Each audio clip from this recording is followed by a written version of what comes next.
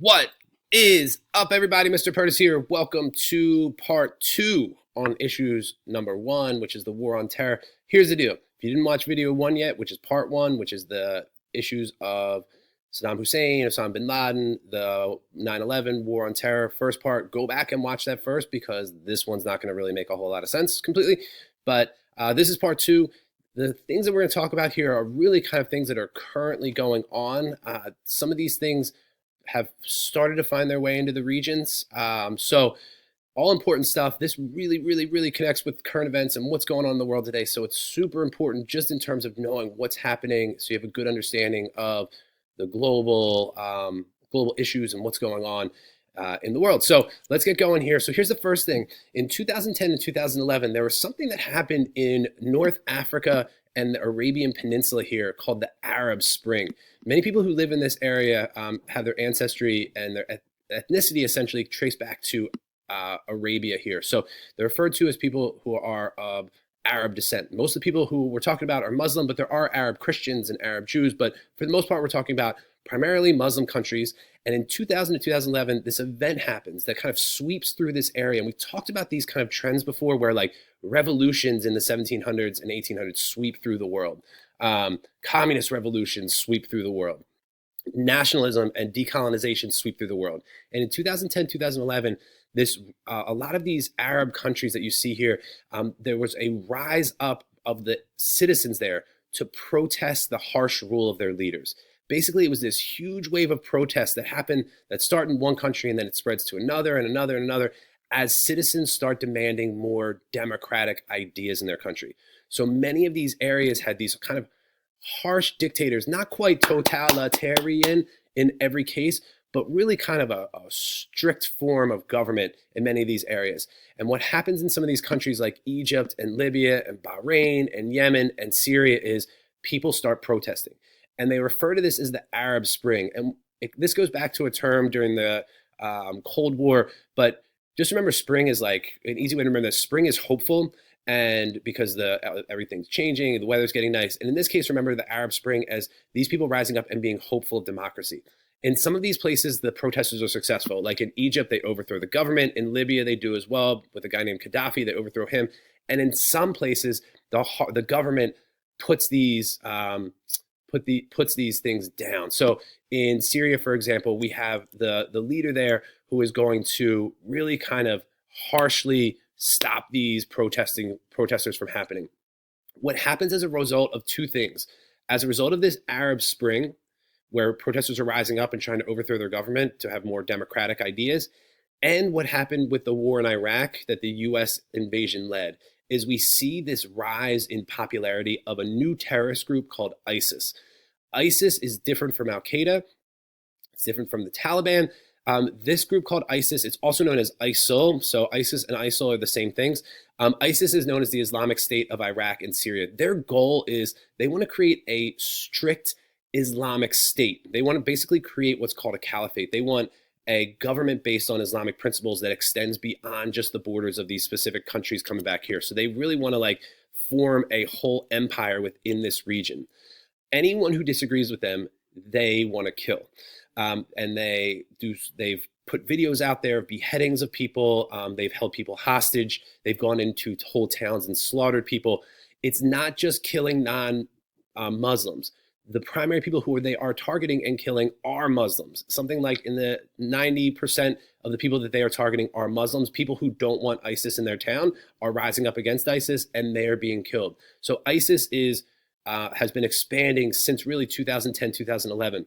And their one main strategy is, and this is kind of connects to some modern technology stuff that we'll get to later on in this unit, is they really use the internet to recruit people. So you'll hear stories every once in a while come out of someone in the United States, a teenager who has been recruited to join ISIS. So they get connected online. They're usually people who are kind of upset with whether their life, whether their high school situation, whatever, and they leave and they go to some Middle East country where ISIS is located, and ISIS is promising them money, killing, adventure, all that stuff. So ISIS is not just from one specific country. They're recruiting people from all around the world.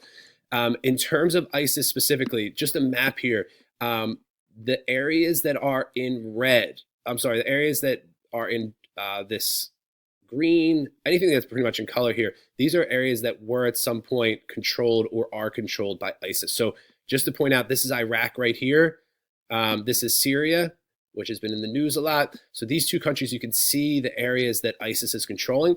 The United States government has been trying to push back against this. So we have areas that ISIS has lost control of, which we see up here in northern Syria. And this is areas down here in Syria that they've gained that's in green. So ISIS has been kind of expanding, been losing. Both the Obama administration and the Trump administration have been trying to push back against ISIS. But the question becomes, we have an evil dictator in Syria who's also fighting against ISIS. So the question becomes, do we help out this evil dictator and fight against ISIS, or do we help the people who are trying to form a democratic government in Syria who are also trying to fight against ISIS? So there's a lot of different players in the game here in Syria. Today, this is who controls what in Syria. So the Syrian government, led by Mubarak, this is his area right here in red.